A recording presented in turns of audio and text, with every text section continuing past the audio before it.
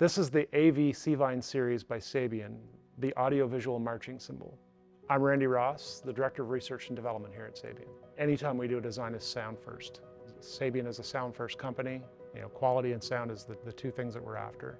I give a fair amount of tours to people, and when they come in they think factory and they think a lot of automation. And then you come in and show them that no, essentially it's 50 skilled craftsmen all doing a very hands-on skilled thing. It's very by touch and feel and experience. The AV is formed to have a larger bell, to have that weight in the center, which makes the cymbal easier to move around. It's still made at a B20, so it's still the high-end cymbal alloy. It's not cheapened in any way, it's just the manufacturing process is a little less intense than it would be for the AVX.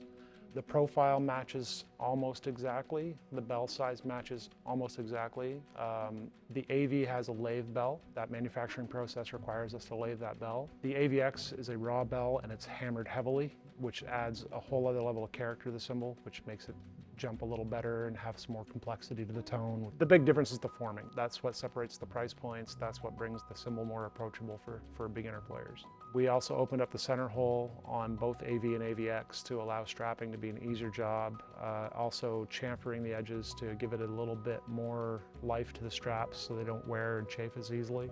We jacked the profile up a little bit, maintaining the sound we were after, but raised that profile on both models to give them a little more rigidity in the field so they last a little longer under definitely hard use. We also added a 2-inch grind to the front and back on the outside edge for grip. The other big thing that we did, which is rather unusual in a lot of cymbals, apart from the Paragon line, is to wide lathe or traditional lathe the inside on the bottom side of the cymbal. That gives you your ability to create certain sounds. Zings, I believe, is the term you use. The AVX series, we basically took and hammered the bell to add complexity to that specific tone. And we also used a very aggressive HHX hammering on it to give it a little more character and a little more disruption to the sound flow through the metal. So you end up with all these interference patterns going on, and it causes the complexity and sound that you're after.